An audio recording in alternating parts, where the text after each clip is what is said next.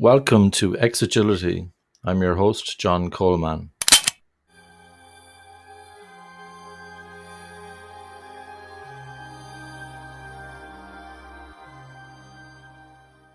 Bob Galen, welcome to the Xagility podcast. How are you doing today?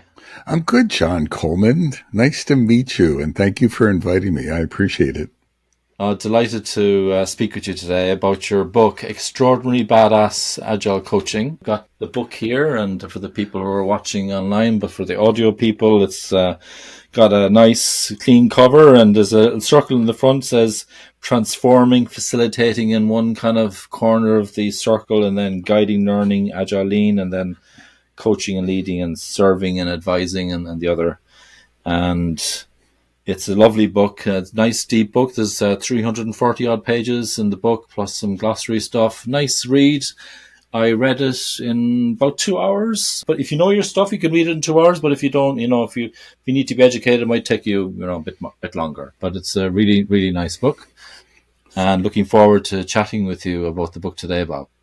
Me too. Thank you, John. And thank you for reading it. I can't tell you how many times people talk about it, and they've done a cursory review. So you've actually read it. So Absolutely, I hope I can remember enough of the book to answer your questions. That's always a danger. So, but no, we're good. And this funny isn't about writing as well, that when you write something a year later, you might say something different. I'm Because, already thinking about things that I should have amplified more. yeah. So there's things that I could have said differently. Yeah. More importantly, what I think about is I didn't amplify this enough. And I should have. Ethics, for example, is something that I regret. I really wanted to put an entire chapter in. I had invited someone to write it because I was trying to invite other authors, and he got too busy. So ethics is covered, but not as deeply as I would have preferred. And there's other topics I wish I would, if I could go back, I would make some changes. Yeah, it just reminds me, you thought your book title was a bit cheeky, but there's another book called The No Asshole Rule. Have you read it? I have it in my bookshelf actually, and I just did a podcast with a friend of mine. So we our last podcast we recorded on the Metacast, we have a 2-part episode on leading assholes, and we referenced the no asshole rule in the first one, and we'll probably reference it tomorrow when we record the second episode. Yeah, I wrote to the author and I said, is it okay if I include it? Because he had, you could be a temporary asshole or you can be a certified asshole. And he had a definition and everything. That was hilarious. I read it to people. But apparently his regrets about the wording. And so in my book that's going to come out soon, the new wording's going to be in there with his permission. But so, yeah, I think we're all updating our ideas as we go along. I guess that's the way it should be, right? We're learning and we're realizing that things could be better, right? I think so. I think years ago I was impressed by Mike Cohn, and other people have done that. But Mike talked about he disagreed with his earlier self, his younger self, and he was writing about not strongly disagreed, but had some disagreements and changes, and that struck me as being very healthy. I would hope that we would reevaluate our positions as as we moved forward and learned more. We learn things, yeah. We decide what to do next. Exactly. So, Bob, you are an agile coach. You're an extraordinarily badass agile coach. And I'd love to know how you got into agile coaching in the first place. What sucked you into this world? It's funny that you asked that because I had a series that I was writing of blog posts on professional coaching versus agile coaching, not versus, but contrasting them. And right before that, I wrote my coaching journey because I was thinking about how people got into agile coaching. And my thoughts were there were 2 paths that I've seen. There's my path and then another path. My path was I was a software developer, and then I was promoted to a leadership role. And then I started leading larger and larger teams, and I moved around, and I had some reasonable success doing that. And I had testing experience, so development experience, testing experience, project management experience. I really was managing a lot of roles over time. And I started coaching. So I didn't aspire to become an agile coach. I was aspiring to become an effective leader, and I was just aspiring to deliver stuff that had value. And I was doing that. And then over time, I got more and more interested in, agile consulting, agile coaching, etc. So the way I think of it is I was experience driven coaching. I came in from technology or domain experience, and some agile coaches come that way. There's another path that I observe nowadays where people come into coaching from non-technology Mm-hmm. or from lightweight technology, where they're chasing. I hate to say it this way, but I think they're chasing the dollars a little bit and Yeah. trying to get into agile coaching. And one of the problems with that path, they do bring value, soft skills, maybe Mm. facilitation skills, but they don't have domain experience, and it's a real problem for them. For example, to provide advice to clients and things like that, because they don't have that grounding. So I came in on the experiential curve, but I wanted to identify, I think there are these two generic curves where people come into agile coaching. I'm not saying one is better than the other. I do think mine makes me a better coach because I have the ability to meet clients more where they are with experience and stories and things like that, Mm. as opposed to just asking questions, if you will. Yeah, exactly. And something I talk to people about as well is a really important quality when you start as a change agent is attaining credibility. Yeah, Like, who's going to listen to someone they don't respect, or or don't think that's credible? Like, if you don't understand what they're working on, do you know what I correct. mean? Like, it could be the business domain, could be the technical domain. I remember I was working in an oil company years ago, and the guys and gals, they asked me, they said, you don't have a clue what we're doing, do you? I said, I don't. Honestly, I don't. So I'm going to go onto Wikipedia, and I'm going to go onto YouTube, and I'm going to learn about drilling through rocks under the sea and all that kind of Yep. stuff. But would you mind teaching me, like, for 45 minutes a week? And because I could do a 3-year oil degree. It was only a 6-month contract. The math doesn't Right. work. But it really went down very well. And actually, within a few months, actually, I was realizing that that toolbox of 10 tools that I had, maybe, that I was thinking about, maybe only one or two of them were valid actually for that situation. It reminds me of an Italian guy who said to me one day, do you know the way sometimes as change agents we think people are making up a wall, there's a fake wall, they're just putting up a wall just to kind of, get in the way and just be annoying and so on. But actually, sometimes there really is a wall there. Yeah. If Yep. we understood the domain, we'd know that. You know what I mean? It's interesting. Absolutely. I, Yeah. I do think in general in Agile, and it's not just coaching, I mean, trainers. So I've never been a trainer, but I know a lot of Scrum Alliance trainers, for example. Yeah. And, and I think there's a large percentage of them that are teaching things that they've never done. Yeah. And that's okay. They probably are well intentioned, most of them, and they're Yeah. running okay courses.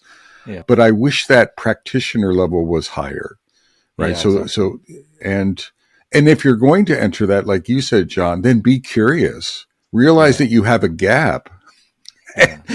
and Yeah. then work your butt off a little bit to fill that gap, as Yeah. opposed to just saying I don't know and then not adding Exactly. value from the. And it'd be the same for any kind of change. If you were a product manager, you'd be expected to learn about the customers, the product, what's going on, Exactly. in really Exactly. deep for 4 months, maybe, however long it takes actually to get to understand. Yep. So you're an extraordinarily badass agile coach, Bob, but you need to explain to us what you meant by that word in the book, badass.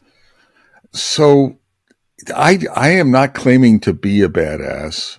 That's for other people to judge. And some of my clients would emphasize the bad. Some of them might emphasize the ass. so so so it just depends on who you talk to, John. What I meant was I was really looking for. I saw at the time. So for me to write a book, I have to see a problem. Not that I'm going to solve it, but I wrote a product ownership book years ago. It's in its Mm, third edition. And the reason I started it, because there was no guidance at the time. It was around 2008 or 9. And there mm, was very little guidance on the product owner role at the time. mm, And I was like, we need to do something about this. And I think agile coaching was the same inspiration. There's a lot of agile coaching. but there was really clarity. Now, Lisa Adkins and Michael Spade Lisa wrote a nice book, and that has a niche, but it was 10 or 12 years ago. And I thought it was time for a bit of an upgrade. So for me, the badass is part attitude, part well-rounded skills.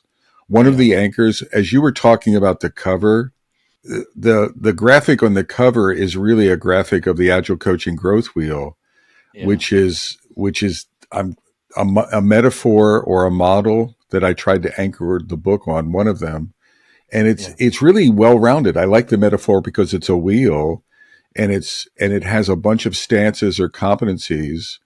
And because I was seeing a lot of agile coaches who were one trick ponies, if you will, they had one way of coaching. A lot of it was professional coaching, and we can explore that later. And that's not good enough. So I wanted badasses the attributes are become well rounded. Another attribute is understand that it's an inside out job. So self Yeah. mastery, self awareness, continuous learning, challenging yourself, walking your talk is really important as a coach. That your role model matters. There's so many coaches that they coach, but they don't. They're actually coaching others, but they're not walking their talk, and that matters. So that's part of badassery as well. So there's attributes like that to boldly go in to serve the client and to challenge yourself, and then to challenge your clients, and to get out of what I was seeing as a one stance or a one competency mode largely for many coaches and scrum masters, which was maybe facilitation and professional coaching. I was seeing too much lineage into those stances, and I Yeah. wanted more well-roundedness. Yeah, me too, Bob. Let's dig into that a little bit because I remember I joined a bank one day as a contractor, some kind of an agile coach. I can't remember exactly what the title was. But I remember literally, I was going through the electronic gates, and my boss, who was like the lead coach, he asked me what I thought was a really weird question. As I was trying to concentrate going through the gates without, kind of hurting myself going through the gate, because they close very fast and so on. Right. It was very strange. And I had a feeling that he was using some technique on me so I just metaphorically pulled the shutters down and just didn't let any signals. And then 6 weeks later, he admitted to me that he was a neuro-linguistic programming, master neuro-linguistic programming coach. And there's some very good people doing that, by the way. But he put me off these types of coaches for many years. I had a bias against it. I'm recovered from it now. But because he admitted to me that he felt that motivation and influence are two sides of the same coin. And I wasn't thinking nice words in the back of my head, and they're not Right. probably as nice as the word badass that you have, if you know what I mean. Exactly. I was thinking, he was basically trying to hack me without any coaching agreement. And you do talk about coaching agreements or Absolutely. can, yeah, and having it, because I've experienced that where other people as well have tried to coach me without permission as well.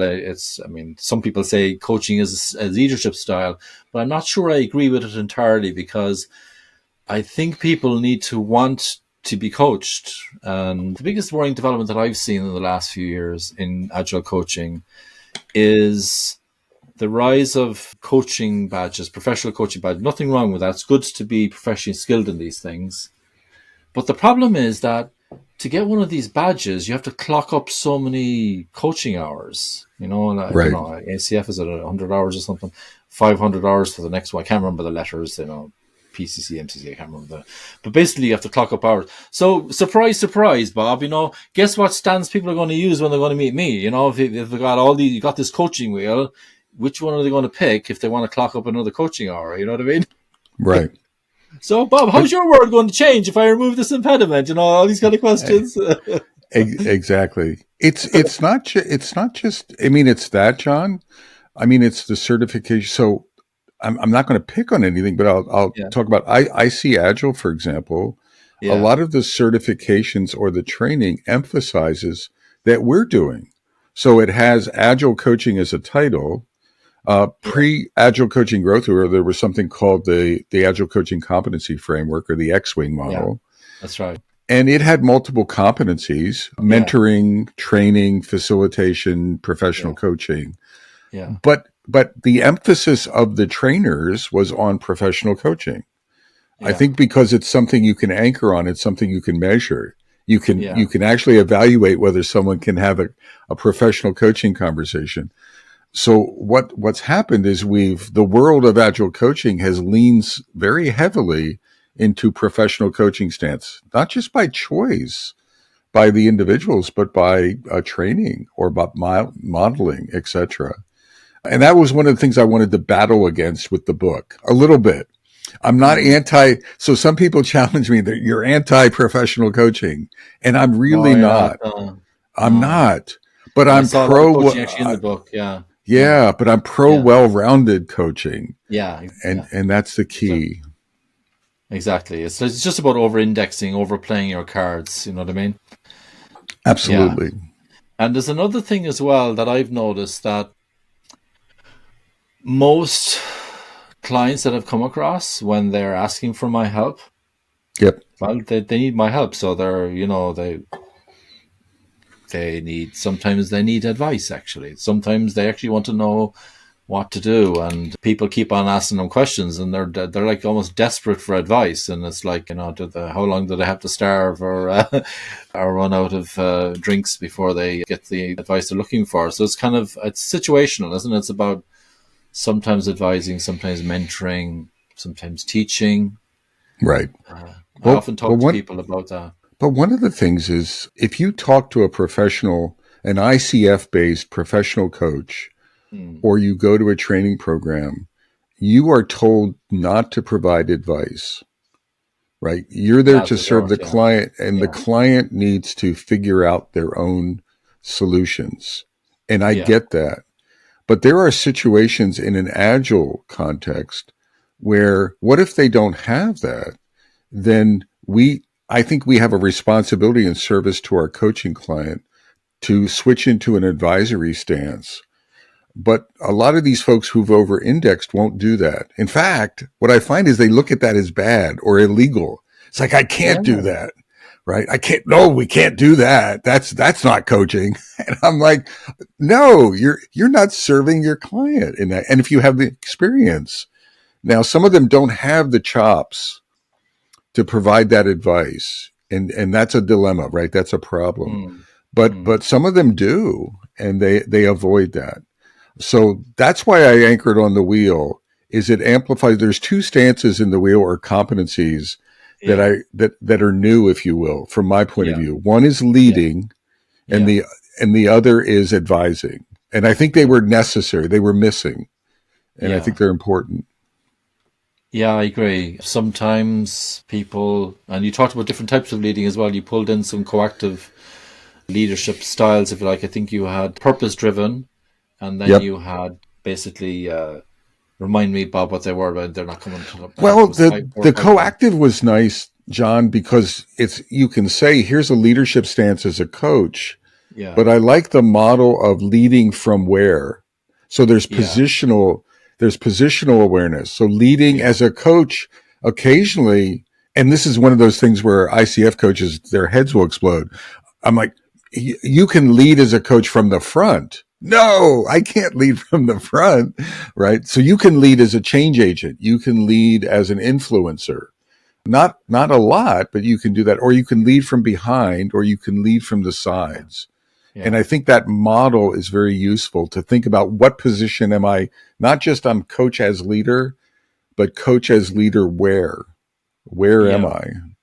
I mean, I do get the professional coaching thing where the basic idea is that you have the wherewithal, you have the intellect, you got the skills. If we kind of draw the answers out or the solution, you'll own it more, you'd be more committed to it, and that's all good. But a lot of the time, the people in front of me don't have that wherewithal. And so sometimes I might have to say, I'm not reflecting on their intelligence. There might be some gap in their knowledge or something like that, or skills. And I might have to say, well, I'm aware of another option. Is it okay if I go into a teaching moment for 10 minutes? Would you be okay with that? Yeah. And throw Yeah. something up, you know? And Abs- and then we respect whatever they decide, right? Absolutely. I mean, I observed again one of the drivers for the book, and I'm not trying to make it all about the book, John, but one of my drivers for it is I was seeing so many coaches, And they were operating in what I call death by 1,000 questions mode, where, I mean, the client was sweating, like, please help me. And well, no, what do you think? What's your last experience? What might not work for you? And the Anything poor else? person, and is there anything else and the poor person is like almost crumbling. It's like, I'm paying you and you keep asking me questions. Now, I joke about it, but it's not a joking matter. From the client's point of view, it's painful. And very often those coaches get fired. I mean, they're not providing value. So my children can ask me questions. So you're not really providing the value here. It's really, really good. Thank you so much for that. So, if we go to the coaching arc, that was the next thing that I noticed in your book, Bob, because I think you kind of brought the metaphor in from chess, like the opening moves, the middle, and then the kind of the End closing game. moves. Yeah. End game, sorry, yeah. Can you talk to us a little bit more about that, Bob? And you had loads of examples in the book. I really like that you had different scenarios. I think a lot of people would be able to relate to, quite honestly, because the scenarios look very familiar to me. Can you kind of give us maybe one or two examples of the coaching arc, and maybe Sure. what's needed to support it as well, like coaching agreements, things like that?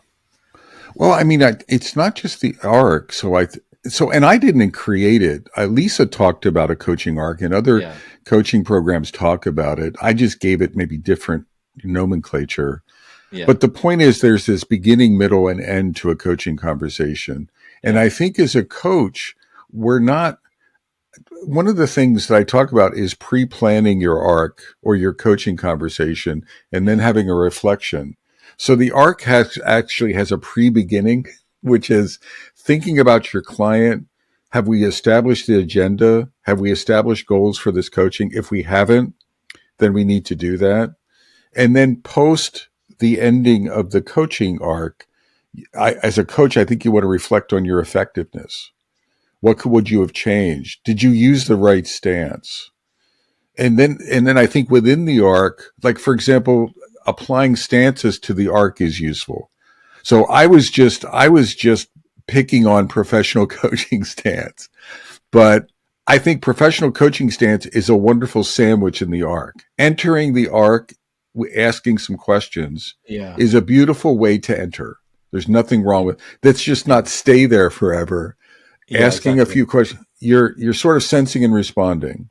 Yeah, And then closing the arc on confirming outcomes with questions, professional coaching stance, talking about next steps, talking about mm, accountability, things like that. It's a beautiful way to end it. I think in the middle, that's the place where I think of dancing with your client. A metaphor that I like in the arc is dancing in different stances with your client, sensing and that Cynefin view of sense and respond as a coach. And again, let's not be a one trick pony. So I may sense a different need. The client needs training, but I'm going mm, to stay in professional coaching because that's the way I've been trained. No, I need to move to mentoring or to training or yeah, to your yeah. point, advising. So Mm, that to me is largely in the middle game. And you're mm, deciding now you might pre-plan, hey, for this client and this agenda, I may want to think about, I need to enter with what mentoring in the middle game. But you mm. need to be aware, self-aware, and sensing your client. You may need to change that. I, I guess what I'm trying to say, John, is that there's a lot of ad hoc coaching Mm. where people just come in and coach. And I'm a PMP, and I don't know if I want to admit that, but but I think there's something good about planning Mm. structure, thinking about things in advance, not getting stuck in your plans, but having a game plan. And the arc is, I think, a good metaphor for that. And then thinking about, hey, if that doesn't work, am I prepared to provide advice? Or I need to be prepared. And what would that advice be? Would it be a story? Would it be providing some options to the client, etc.? Yeah, I also saw in the book that you had a section on experiments. I was really happy to see that in there. And because sometimes people talk about going from A to B, and Yep. sometimes it can be useful to have some kind of an idea about where you might want to go. But you can use it as a direction, I guess, but you don't know where you're going to end up, quite honestly. So you kind of start with some experiments, don't you, to see what happens, right? Absolutely. Well, one of the things with experience, I think as a coach, there was something that I emphasized in the book a little bit called meta skills.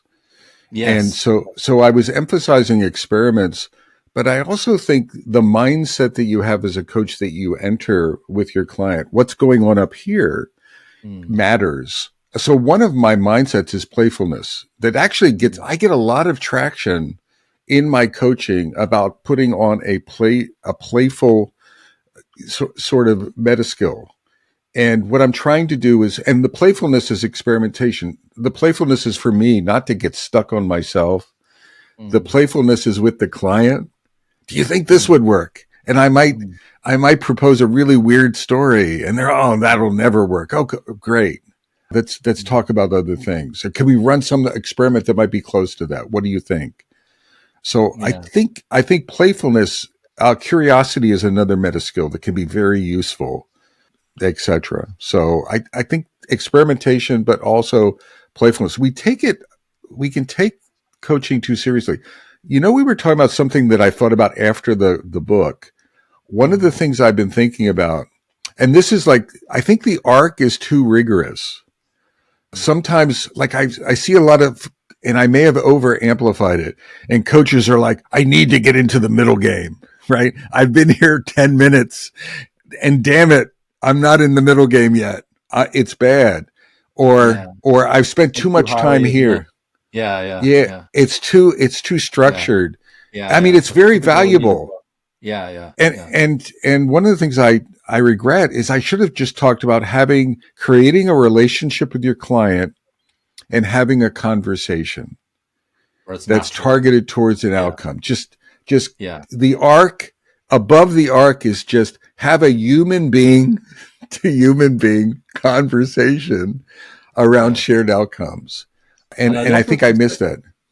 Yeah, but what I did like is you talked about I think you called it the post-arc reflection, where you Yeah. kind of went into kind of almost like a chill. It's kind of building rapport, Yep. relationship building. You know, what are you doing for the weekend, things like that, or how did that go for you? You might even do a retrospective on the arc, even. I Yeah. thought that was really nice. But you did talk about shuhari, to be fair. So, like in martial arts, you start with the rules, don't you? You kind of do the kata, and I'm not a martial arts guy, but that's what everyone kind of talks about this. And then they kind of find their own way, don't they? They kind But of bend the you're rules, but you're and then they right. do their own way. The arc is useful for a shoe coach. Exactly. Yeah. And I think as you move to ha and re, Yeah. you want to be letting go of it. It's just a Yeah. structure and it's really then having just a normalized Yeah. conversation. Yeah. Yeah. So But it's a good reminder, though, even for really expert coaches, a good reminder for them about the basics, I think, because sometimes we forget, we get pickled. We stay with our clients for too long. We go in absolutely. there for 3 years and things like that, and nothing. Some organization. This one something I want to talk to you about next is about accountability for the change, because what I write about is where you got these organizations and say they implement agility within departments or functions, and so the marketing department is agile here, and Right. then this department is that way. But there's just cues between all the departments because the value is cutting across them.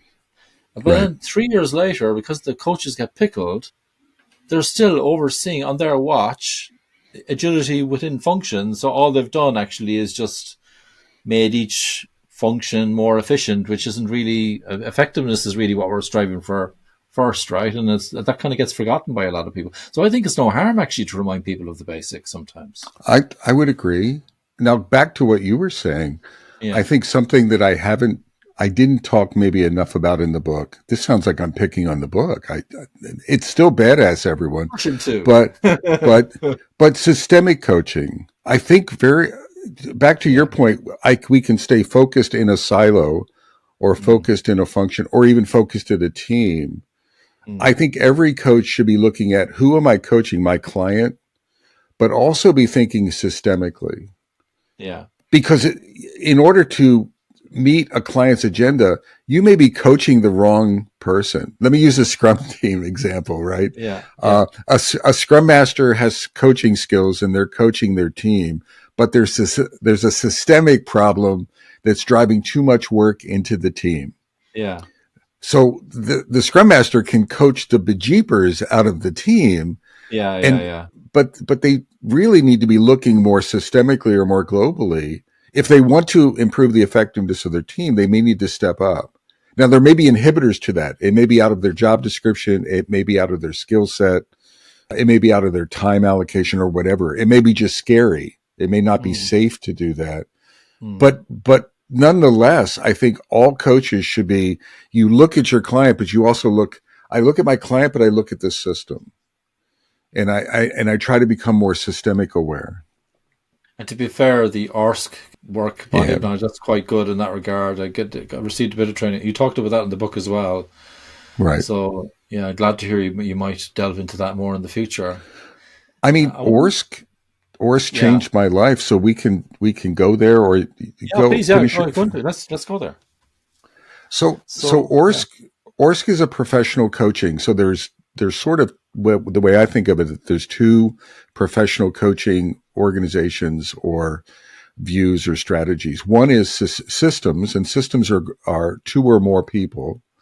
And then there's coactive coaching, which is more one-on-one coaching, leadership coaching, or individual, or personal coaching, etc., professional coaching, journey coaching.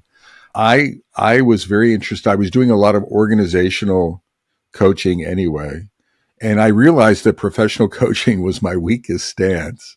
So I'm really strong with leading and advising, and I'm really strong with agile lean. So and transformation and change agency. So I have some strengths based on my history, mm, but I was like, darn it, I don't understand this professional coaching as much as I should, to make some educated decisions about how to apply it and where and when. So I was looking at some training. So I opted for ORSC because it aligned with the type of coaching I did. I went through, mm, they have a class series. yeah, I think, John, you said you took the first one. that's So the first one. Yeah, that was already there's good. five Yeah, training sessions. And yeah, then I opted into their certification program, which is like an 8-month cohort where you work together. I did not get my certification at the end. It was mm, over COVID and I couldn't get my hours, unfortunately. And I can go back and get my hours, but I've just been lazy about it. yeah. It's But always good. I went Yeah, through 90% of ORSC, and it really yeah, changed.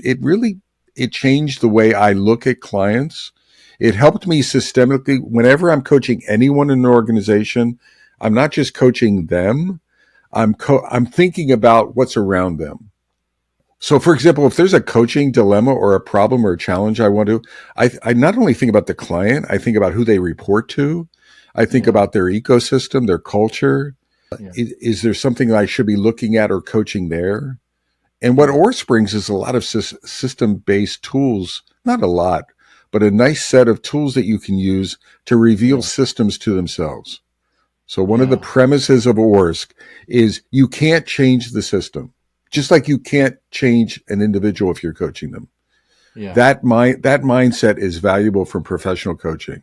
I Mm, cannot I cannot change you. You need to change yourself. But I mm, can do a lot as a coach to show you the change, mm. that to reveal the system to itself. And ORSC really helped me, give me a tool set and a language for that. I'm curious, is that what got you started with the pair coaching? Because I noticed you talk about pair coaching in the book. Was it ORSC that got you into that, or were you doing No, that already anyway? no, I just had people. I just I was lucky that I was co-coaching, or when I would do multiple coach engagements, there were people there that I just enjoyed working with. Yeah, And so we started and the other important part is the clients are okay with paying for it that way, yeah, right? yeah, So you need the dynamics to be supportive of it. yeah, yeah, And what I found is it was an experiment, and I found that it created better coaching outcomes. And so right today, if I can pair, I would prefer to pair present. It's not just coaching. If I'm doing conference presentations, I prefer pairing. If I'm doing coaching, I prefer pairing if I can finesse it. that's very good. Yeah, because I And it's not noticed, just my desire. I think the yeah, outcomes are better. The yeah, you reflections are got very better. good The feedback. arcs are better. Yeah. Yeah, I saw really good feedback you got from your pair coach and from the various scenarios in the book. So you're not just showing theory in the book, you're showing practical examples. So hopefully, We tried to do yeah, that. yeah, it was really good. I wanted to ask you about accountability for the change, right? So you talk about the system, and so often, well, a couple of things I want to mention actually. So you got internal versus external coach. You talked about that in the book. An internal coach will have more skin in the game. I agree with that. I Yep. think that's fair. What happens sometimes though is you get pickled, or you're pegged into a level in the org, or Yep. you're kind of, Yep. for whatever silly reason, you're perceived as a certain level, and someone who Yep. has an ego might think you're not worth talking to, or I don't know. I even had a case before Christmas where a guy brought me in to do a Kanban simulation for his team, a team of teams, and he'd been talking to these people for a long while about this and not making much progress. And then 2 hours with me, I could have been anybody, could have been you, could have been, someone who knew with our stuff basically. And it was like, wow, if they thought they got a slap in the face. I mean, we were having fun, the playfulness as you talked about, cracking jokes and things like that. But they really, they heard it from an external coach. So sometimes there's a role for an external to come in and say things that Yep. maybe an internal can't say, or just not being listened to for whatever reason. But I agree with you about the skin in the game. But do you have any developments on your thinking since you wrote the book about that, Bob, about internal and external change agents? I think I'll relate it to just if I'm building a coaching team, let's say hypothetically I'm the agile transformation, poobah in a Yeah, company, and I'm yeah, hiring a coaching team. yeah, I would be hiring both. I would be looking for both. I would try to create a diverse. So I think there's value in having internal coaches, but I think there's yeah, value in having outside perspectives as well. Uh, yeah. I agree. I do think people tune out. I mean, John, I was an internal leader at a company, so I was coaching them, but I was also the CTO of a company. And Yeah, I noticed after about 18 months or 2 years, people started tuning me out. yeah, And I was internal, and I just think there's a natural phenomenon that they get tired of listening to Bob Galen saying the same things, and having an outside voice can really help. There's just yeah. that I agree. natural, oh, they're saying the same things, but in a different way, or with a different accent, or with a different graphic, and it doesn't matter as long as we move forward. Exactly. So I think rotations, Yeah, getting different voices, working with different teams, etc. yeah, If you want to create sort of a badass agile coaching team, yeah, I think diversity matters and rotations matter and different perspectives matter, yeah. and that'll create that for you. Yeah, you were hinting at diversity, equity, and inclusion in the book. In fairness to you, and but also there's the aspect of diversity of coaching styles. If you go back to the coaching wheel, one of the things I talk about is if you do have if you are in charge of some change or whatever, and you do want to bring in a team of people like Bob or whoever you want to bring in, do you bring in a group of people who have balance between them? So let's say you feel you're one of the stances that you're not so strong. Would you bring in, maybe that's why you pair sometimes with people who can't. Absolutely. Yeah. And so you could do the same across Absolutely. the team, right? I think there's a misnomer in the wheel, or there's a misunderstanding or a misinterpretation Yeah. that I'm encountering a lot, where people think that they have to become strong, equally strong across all competencies in the wheel, and they get overwhelmed. Yeah, exactly. And I would say no. For example, one of my favorite stories about myself is I hate to admit this, but I don't like facilitation so much. I can facilitate. I'm sort of an average facilitator. It just doesn't make me excited. I don't enjoy doing it. So I'm not going to grow that skill. Advising gets me out of bed in the morning. Transforming gets me out of bed in the morning. I get excited about that. Coaching leaders gets Yeah. me excited. So those are skills that I might want to keep building, if that makes sense. So Yeah, I understand. I think Yeah. depending on your role, depending on your current skills, depending on the role that you're in, Yeah. depending on what you like doing, then I think you develop the wheel in different ways. And if I'm building that team, then I'm looking for complementary skills, or at least I would. Yeah, there was a book one of my colleagues gave me years ago. It was about the corporate life cycle, Itchak Adizes, the corporate life cycle, and And he used this metaphor of the dance, which you also used in the book as well. You talked about dancing with the client, but he talked about even amongst change agents that it's like a dance. Imagine a folk dance, Yep. and you might be leading at one point, and I might be leading another one. It's appropriate that a different person's leading because there's a different type of thing going on that another person on the team is stronger at, and it's better that they lead at that moment in time. I don't mean leading Absolutely. in a traditional sense, but in terms of, just being at the front or the back or the sides, whatever the appropriate style is for that situation.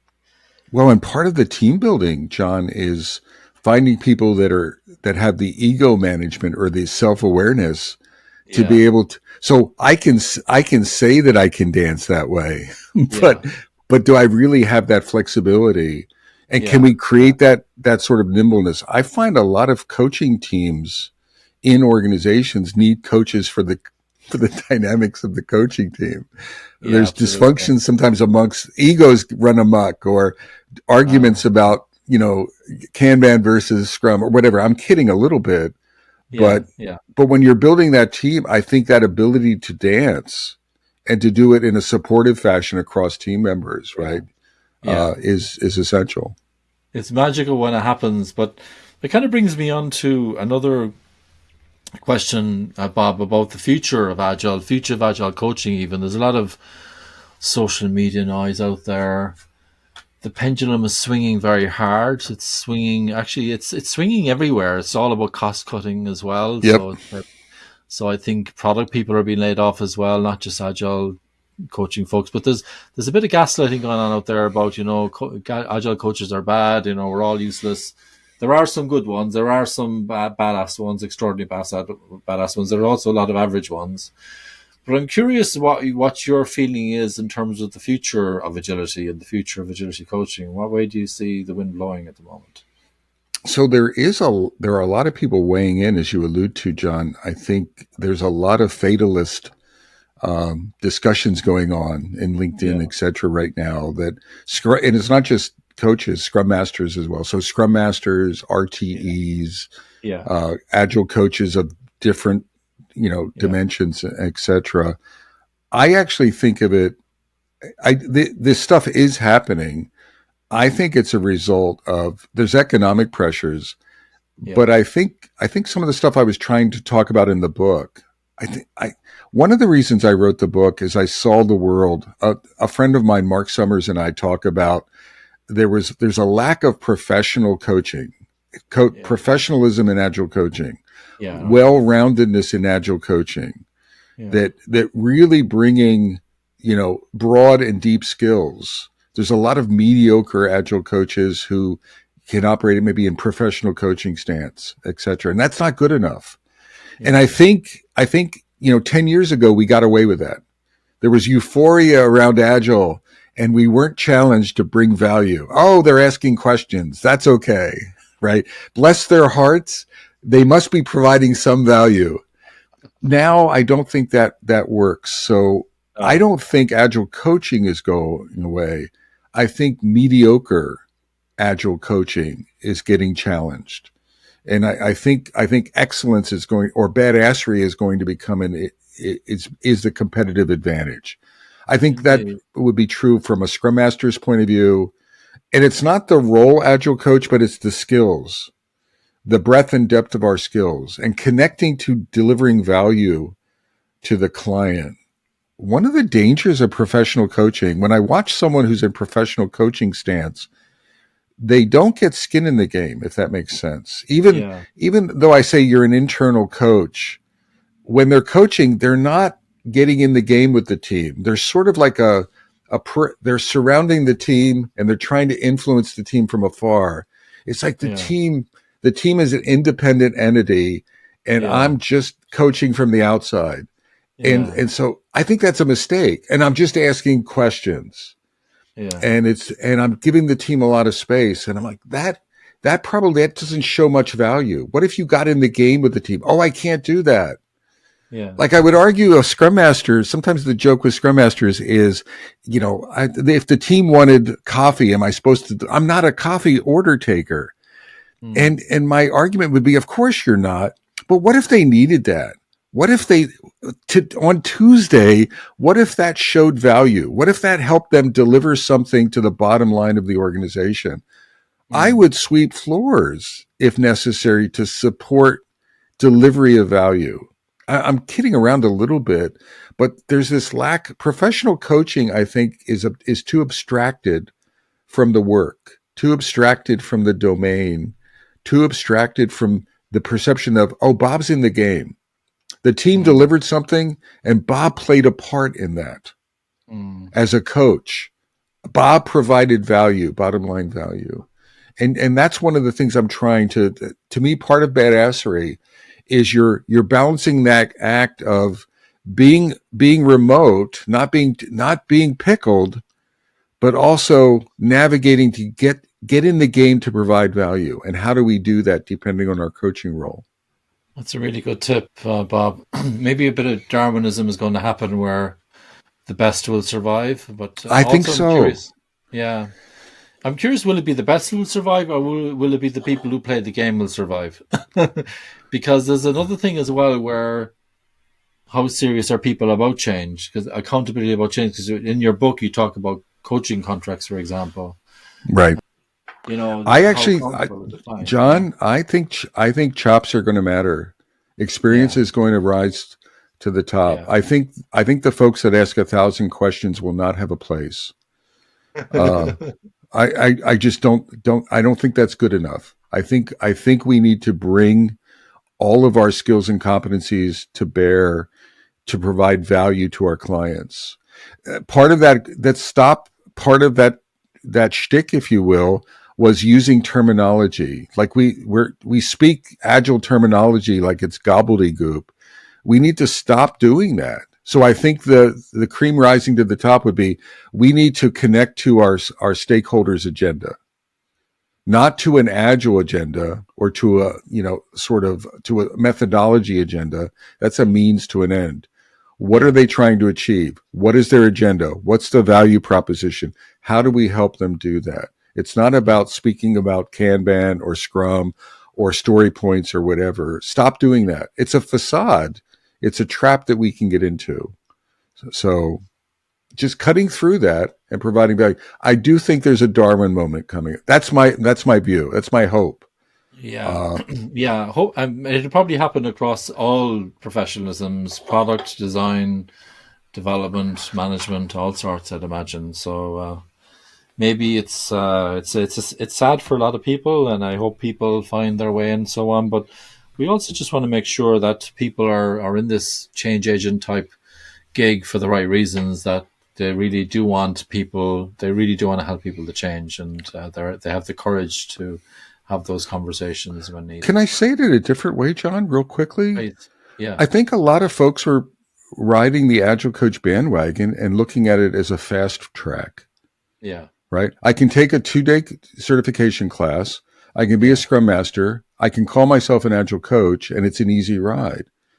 Anyone who's listening to this, I you don't have to be intimidated by it. You just have to work. Mm. Work. John was talking about it earlier. He went into a team and he didn't understand the domain. So he has a Mm. choice. I'm kidding. He could ask 100 questions and not be perceived to have value whatsoever, or he can do some hard work and to get Yeah. into that domain and get some skin in the game and add value to that Yeah. team, Exactly. leveraging his experience. Yeah. And that just means that you can't instantaneously become an enterprise agile coach in 5 days. You may have to work a little bit. You may want to pair with people. You may want to pair with John, like not for a day, but for a week or for a month. And you got to work your butt off. It's a worthwhile endeavor, but we can no longer like mail it in or just, we can no longer talk a good game. We have to deliver a good game, I think. And we need to be forever curious. I can see your bookshelf there. I've got a couple of libraries here as well. Another one in the garage. We're even thinking, will we sell off some of these books, at some point? The ones I'm Yep. not going to look at anymore. But you have to be really curious, and it's not just about doing these little courses and you're done. We really need people who are in this type of, I don't want to say a role, but this type of gig, if you like, who really want to help people to change. And Absolutely. Thank you so much, Bob, for writing this book. It's a wonderful book and people should read it. I think you're right. It was the right time to write another book on this topic. So I'm glad you did that. And you were the first to get there with the product owner one, and you came in at the right time with the coaching. And I wish you all the best of Can luck. I And make thank you one very much. final point Yeah, go about ahead. the Yeah. book? Just one. So Yeah. leaders, anyone, so the book is not just for agile coaches. So don't look Yeah. at it that way. And the book is Yeah. not just for the book is for anyone. Leaders, are you listening to me? Leaders of any ilk, Yeah. to acquire coaching skills, and it will make you a better whatever you are. So I would argue that if you're a product owner, coaching skills will make you better. If you're a I scrum totally master, they agree. will make you better. If you're a coach, please refine your skills. They will make you better. If you're a leader of any organization, it will make you better. So be curious about becoming not a agile coach or a coach, but acquiring coaching skills. That's what the book is for.